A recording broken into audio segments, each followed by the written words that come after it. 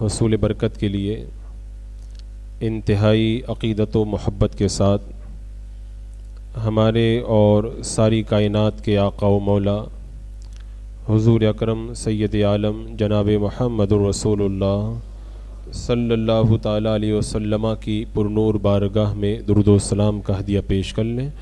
اللہم صلی علی سیدنا و شفیعنا و حبیبنا و مولانا محمد و بارک وسلم صلاۃ و سلام علیک یا رسول اللہ صلی اللہ تعالیٰ علیہ وسلم۔ وما انزلنا علیک الکتاب الا لتبین لهم الذی اختلفوا فیہ وہدی ورحمۃ لقوم یؤمنون، اور ہم نے تم پر یہ کتاب نہ اتاری مگر اس لیے کہ تم لوگوں پر روشن کرو جس بات میں وہ اختلاف کریں، اور ہدایت اور رحمت ایمان والوں کے لیے۔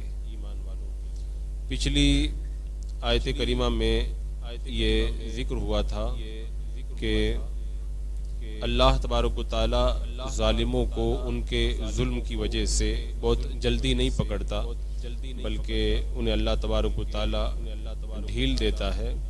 اب اس آیت کریمہ میں یہ وجہ بتائی جا رہی ہے کہ اللہ تبارک و تعالی انہیں ڈھیل کیوں دیتا ہے، کیونکہ اللہ نے رحمت اور ہدایت کا ارادہ فرمایا ہے، اس لیے اللہ تبارک و تعالی انہیں ڈھیل عطا فرماتا ہے۔ اور ایک وجہ یہ ہے کہ پچھلی آیت کریمہ میں یہ فرمایا گیا تھا کہ ہر ایک کے لیے ایک مدت مقرر ہے، اس سے پہلے کسی کو فنا نہیں آتی۔ تو اب ان آیتوں کے اندر یہ وجہ بتائی جا رہی ہے کہ اللہ نے جو یہ زندگی کی مہلت عطا فرمائی، یہ اس لیے عطا فرمائی تاکہ اللہ کی آیتوں کو سننے اور سمجھنے کا موقع لوگوں کو مل سکے۔ یہاں پہ یہ ارشاد ہوا کہ ہم نے تم پر یہ کتاب نہ اتاری مگر اس لیے کہ تم لوگوں پر روشن کرو جس بات میں وہ اختلاف کرتے ہیں، یعنی اے محبوب قرآن مقدس کو آپ پر اس لیے نازل کیا گیا ہے تاکہ قیامت تک ہر کافر یا منکر مشرک سب کو آپ مفصل طور پر کھول کر کے ایک دم بالکل بتا دیں، اور ان کے جو اختلافات ہیں، یعنی جن غلط عقائد یا وہم و خیالات یا اپنے مذہبی جھگڑوں میں اور برے عقیدوں میں یہ لوگ پھنسے ہوئے ہیں، ان کا آپ حضرات ان چیزوں کا جو ہے وہ آپ قرآن مقدس کی روشنی کے اندر فیصلہ فرما دیں۔ تو میرے آقا صلی اللہ تعالیٰ علیہ وسلم کو رب تبارک و تعالیٰ نے ان تمام معاملات اور اختلافات کے حل کے لیے قرآن مقدس جیسی مقدس کتاب عطا فرمائی۔ یہاں پہ جو یہ فرمایا گیا لے تو بینا، تاکہ محبوب تم لوگوں پر روشن طور پر جو ہے وہ بیان کر دو۔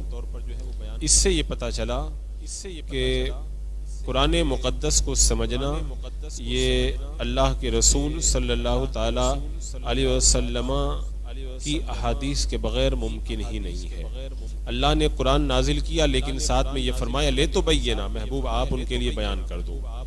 تو قرآن یہ سمجھنا یہ اللہ کے رسول علیہ السلام کے بیان ہی سے ہو پائے گا۔ کوئی اگر یہ چاہے کہ میں اللہ کے رسول علیہ السلام کے بیان کے بغیر اپنے طور پر قرآن کو سمجھ لوں تو یہ ممکن نہیں ہے۔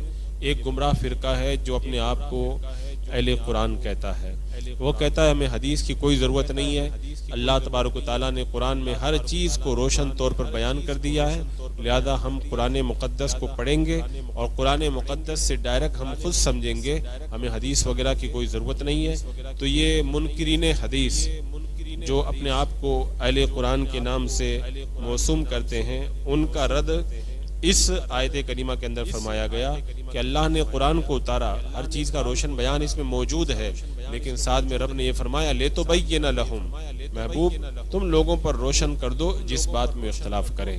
تو اس کا مطلب ہوا کہ قرآن مقدس کی روشنی اور ہدایت اسی کو میسر آئے گی جو اللہ کے رسول علیہ السلام کے بیان کو لے کر کے چلے گا۔ رب نے فرما دیا محبوب آپ بیان کر دو، اور جو اللہ کے رسول علیہ السلام کے بیان کو چھوڑ کر کے اپنے طور پہ قرآن پہ عمل کرنا چاہے گا وہ کبھی ہدایت نہیں پا سکتا۔ اللہ نے قرآن کو نازل کیا، میرے آقا صلی اللہ علیہ وسلم نے احادیث طیبہ کے اندر اس کو بیان کر دیا۔ اب حدیث پاک کے اندر جو کچھ بیان کیا گیا صحابہ کرام نے اس کی توضیح اور اس کی تفسیر اور اس کی وضاحت فرما دی۔ اب ہم صحابہ کرام کا دامن تھامے اور صحابہ کرام کے ذریعے یہ علم جو ہے وہ بعد میں تابعین، طب تابعین، ائمہ کرام، علماء کرام کے ذریعے ہم تک پہنچا ہے۔ یہ ایک پورا سلسلہ ہے، یہ پوری ایک زنجیر بنی ہوئی ہے۔ اگر کوئی اس سلسلے کو توڑنا چاہے اور ڈائریکٹ چاہے کہ میں خود قرآن مقدس کو سمجھ کر کے جو ہے وہ سب کچھ بن جاؤں، یہ ممکن ہی نہیں ہے۔ کیوں؟ اس لیے کہ قرآن کا نور جو ہے وہ سینہ بسینہ ہوتے ہوئے چلا آیا، جو اللہ تبارک و تعالیٰ نے اپنے حبیب پہ نازل کیا، محبوب علیہ السلام نے اسے واضح کیا، صحابہ نے اس نور کو لے کر کے جو ہے وہ آگے تک پہنچایا۔ اسی لیے حضور سیدی سرکار اعلیٰ حضرت امام اہل سنت رضی اللہ تعالیٰ عنہ نے اپنے وصال کے وقت میں جو وصیتیں فرمائی تھی ان میں اس بات کو واضح فرمایا تھا کہ اللہ نے اپنے حبیب کو پر نور فرمایا، اور پھر اللہ کے رسول علیہ السلام سے صحابہ کرام روشن ہوئے، صحابہ کرام سے جو ہے وہ تابعین روشن ہوئے، تابعین سے بعد میں طب تابعین، ائمہ مجتہدین، فقہاء علماء دین روشن ہوئے، اور سلسلہ بسلسلہ یہ روشنی آئی، اور اب یہ نور جو ہے وہ تم ہم سے لے لو۔ تو یہ نور جو ہے وہ سلسلہ بسلسلہ ملا ہے، کوئی سلسلے کو توڑ کر کے اگر نور پانا چاہے تو کبھی بھی نور نہیں پا سکتا۔ آج غیر مقلدین گمراہ ہوئے، حالانکہ وہ قرآن و حدیث کو پڑھتے ہیں، اہل قرآن گمراہ ہوئے، اسی طرح بہت سارے گمراہ فرقے گمراہ ہوئے، اس لیے کہ انہوں نے اس مقدس سلسلے کو توڑنے کی کوشش کی۔ غیر مقلدین کہتے ہیں کہ جو ہے ہمیں کسی امام کو ماننے کی ضرورت نہیں، قرآن کافی ہے، حدیث کافی ہے۔ تو قرآن و حدیث کافی ہے، قرآن ڈائریکٹ اللہ نے آپ کو تو نہیں دیا، وہ تو نبی پہ نازل ہوا تھا۔ حدیث پاک تم نے تو ڈائریکٹ اللہ کے رسول علیہ السلام سے نہیں سنی، وہ تو صحابہ کرام نے سنی تھی۔ تو جب قرآن نبی پہ نازل ہوا، احادیث جو ہے وہ صحابہ کرام کے سامنے بیان کی گئی، تو اب کوئی نہ کوئی بیچ میں واسطہ تو ہونا چاہیے جس کے ذریعے نور تم تک پہنچے، اور یہی واسطہ جو ہے وہ علماء دین اور ائمہ کرام ہے۔ اب ائمہ کرام کو چھوڑ کر کے کوئی غیر مقلد بنے، نام نیاد اہل حدیث بنے، وہ کیسے ہدایت پا جائے گا؟ یا اللہ کے رسول علیہ السلام کی حدیثوں کو چھوڑ کر کے کوئی اہل قرآن بنے تو کیسے ہدایت پا جائے گا؟ تو رب نے فرمایا کہ وما انزلنا علیک الکتاب الا لتبین لهم الذی اختلفوا فیہ، محبوب آپ پر یہ کتاب جو نازل کی گئی ہے اسے آپ بالکل کھلے طور پر بیان کر دیں جس بات میں وہ اختلاف کر رہے ہیں۔ اور اللہ کے رسول علیہ السلام نے پھر جتنے بھی غلط عقائد یا ان کے برے اعتقادات اور ان کے فضول خیالات تھے، ان سب کے حوالے سے واضح تعلیمات عطا فرمائی کہ کیا حق ہے اور کیا باطل ہے، کیا صحیح ہے کیا غلط ہے۔ اللہ نے جس کو توفیق دی وہ ہدایت کے نور سے جو ہے وہ شرفیاب ہوا، اور جس کا سینہ جو ہے وہ تاریکیوں میں ڈوبا ہوا تھا، نور نبوت کو حاصل کرنے کے لیے تیار نہیں تھا، وہ تاریکیوں کے اندر ڈوبا رہا۔ اور ایک چیز اور یہاں پر یہ بھی پتہ چل رہی ہے کہ قرآن مقدس صرف تلاوت کے لیے نہیں ہے، بلکہ یہ قیامت تک ہر مسلمان کے لیے زندگی بھر کا پورا قانون ہے، یہ قانون ربانی ہے جو اللہ نے عطا فرمایا۔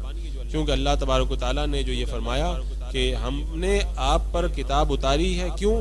تاکہ آپ بیان کر دیں۔ یہ نہیں فرمایا خالی تلاوت کریں، تلاوت بلا شبہ اس کی بہت بڑی فضیلت ہے اور تلاوت ہمیں اس کی ضرور کرنا چاہیے، لیکن ایک جماعت مسلمانوں کی ایسی ہونی چاہیے جو تلاوت کے ساتھ میں اس کے معنی اور مفاہیم کو بھی سمجھے، کیونکہ اللہ فرما رہا ہے کہ ہم نے یہ کتاب اس لیے اتاری ہے تاکہ آپ لوگوں پہ روشن کرتے ہیں جس بات میں وہ اختلاف کر رہے ہیں۔ اور یہ ہدایت ہے اور رحمت ہے۔ ہدایت کس چیز سے؟ گمراہی سے بچانے کے لیے ہدایت ہے، اور رحمت کس چیز سے؟ اللہ کے عذاب سے بچانے کے لیے رحمت ہے۔ اور ساتھ میں فرمایا لقوم یؤمنون، ایمان والوں کے لیے۔ اس سے تو یہ پتہ چلتا ہے کہ قرآن جو ہے وہ صرف ایمان والوں کے لیے ہدایت اور رحمت ہے۔ تو اس کی وجہ علماء کرام نے یہ بیان فرمائی کہ قرآن ہدایت اور رحمت تو ساری کائنات کے لیے ہے، اللہ نے خود فرمایا ھدی للناس، سارے لوگوں کے لیے ہدایت ہے، لیکن یہاں پہ خاص طور سے ایمان والوں کا تذکرہ اس لیے کیا گیا کہ ہدایت سب کے لیے ہے، لیکن ہدایت کا فائدہ صرف ایمان والوں کو ملتا ہے۔ لیکن ایک بات یہاں پر یہ ذہن میں آ سکتی ہے کہ جب قرآن مقدس نازل ہو رہا تھا تو اس وقت بہت سارے کافر لوگ بھی تھے، کافروں نے بھی اس سے ہدایت پائی اور کلمہ پڑھ کے مسلمان ہو گئے۔ تو جب وہ کلمہ پڑھ کے مسلمان ہو گئے، انہوں نے ہدایت پائی، اور وہ پہلے کافر تھے، اور رب فرماتا ہے یہ مومنوں کے لیے ہدایت ہے، تو کافروں کو بھی تو اسی سے ہدایت ملی ہے۔ تو اس کے کئی جوابات ہمارے علماء کرام نے دیے ہیں۔ اس کا ایک جواب یہ ہے کہ یؤمنون کا معنی ہے یعنی جو ایمان لائیں گے ان کے لیے ہدایت ہے. یہ فعل مضارع ہے اور مستقبل کے یعنی آنے والے زمانے کے معنی میں ہے. یعنی یہ ہدایت ہے ان لوگوں کے لیے جو ایمان لائیں گے. تو جو ایمان لانے والے ہیں ان کے لیے قرآن ہدایت ہے, اور جو ایمان لانے والے نہیں ہیں ان کے لیے کہاں ہدایت ہے. ان کے لیے تو جو ہے انہوں نے اپنے دل کے دروازوں کو بند کر کے رکھا ہے. تو فرمایا کہ محبوب آپ ان کے لیے جو ہے وہ بیان فرما دیں. یہاں پر اللہ تبارک و تعالیٰ نے اپنے حبیب صلی اللہ تعالیٰ علیہ وسلم سے جو ان کے اختلافات کو قرآن مقدس کی روشنی میں فیصل کرنے کا حکم فرمایا. اس سے ایک بات یہ بھی معلوم ہوئی کہ قرآن یہ ہماری زندگی کے لیے بہت بڑا نمونہ ہے. ہمارے بھی اگر آپسی اختلافات ہوں اور ہماری بھی اگر کوئی زندگی کے کسی بھی شعبے کے اندر کوئی ضرورت ہو تو ہمیں بھی اس کا علاج قرآن ہی میں ڈھونڈنا چاہیے. ہم دنیا کے کسی انسان کو یا دنیا کے کسی اور کو اپنا فیصل بنائیں, کسی اور کو جو ہے وہ اپنا رہبر و رہنما بنائیں, اس میں سب سے بہتر یہی ہے کہ ہم قرآن ہی کو اپنا رہنما بنائیں اور قرآن کی تعلیمات کے ذریعے اپنے اختلافات کا ہم لوگ فیصلہ کریں. اللہ ہم سے جو فرماتا ہے اسی کے اوپر ہم لوگ عمل کریں. پھر فرمایا واللہ انزل من السماء ماء, اور اللہ نے آسمان سے پانی اتارا. فاحیا بالارض بعد موتها, تو اس سے زمین کو زندہ کر دیا اس کے مرنے کے بعد.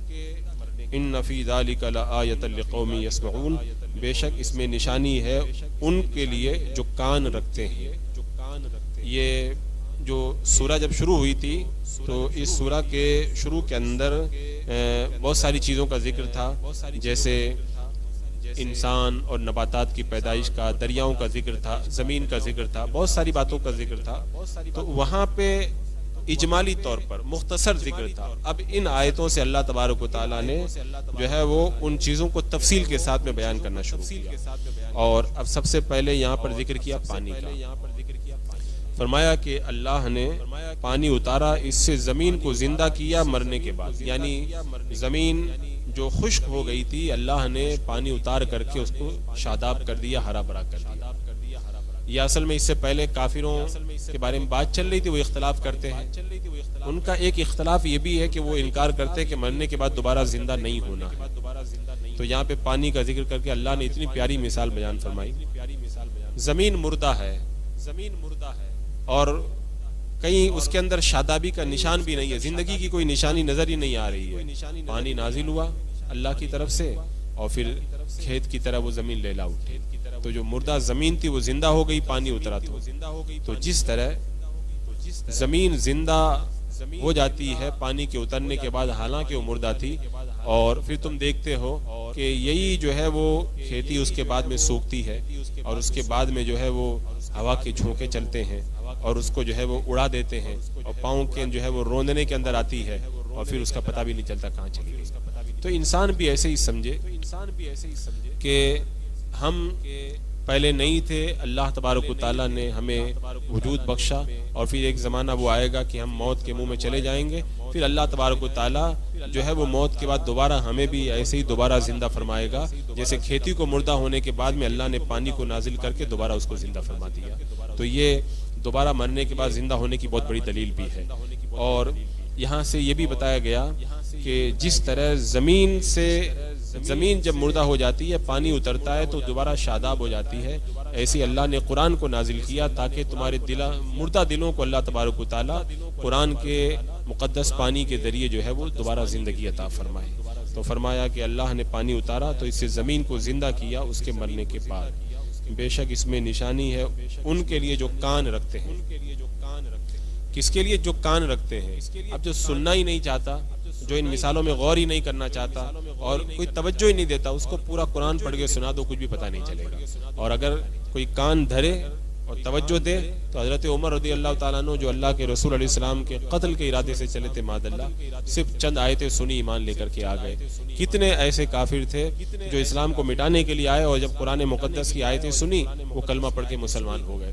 تو اصل شرط ہے کان دھرنا. اللہ تبارک و تعالیٰ نے قرآن مقدس میں ارشاد فرمایا وَلَوْ عَلِمَ اللَّهُ فِيهِمْ خَيْرًا لَأَسْمَعَهُمْ, اگر اللہ ان میں بھلائی پاتا تو ان کو جو ہے وہ سنا دیتا. یعنی اللہ تبارک و تعالیٰ کے علم کے اندر ہے کہ یہ بندہ بھلائی پانے والا ہے تو اللہ تعالیٰ اس کو سنا دیتا ہے.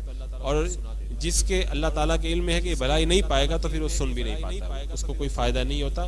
اس کے جو سننے والے کان یہ نظر آ رہے ہیں یہ تو سنتے ہیں، لیکن جو حقیقت میں جو سننے والے کان جو دل کے اندر جن کا راستہ جاتا ہے وہ کان پھر نہیں سن پاتے ہیں.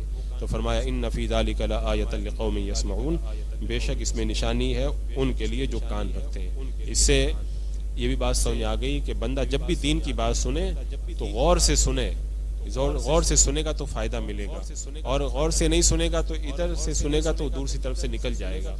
کیونکہ کان کا ایک راستہ جیسے دوسرے کان سے ہو کے نکلتا ہے، ایسی ایک راستہ دل کے اندر اترتا ہے.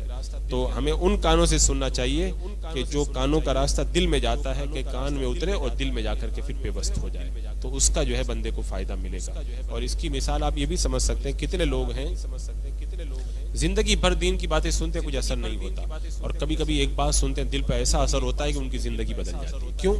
اس لیے کہ انہوں نے اب جا کر کے سنا ہے. آج تک جو سنا تھا وہ سنا نہیں تھا، خالی بس ایسے ہی سنا تھا وہ. تو بندہ صحیح معنوں میں سنے تو اللہ نے فرمایا جو کان رکھتے ہیں ان کے لیے اس کے اندر نشانی ہے. بسم اللہ الرحمن الرحیم.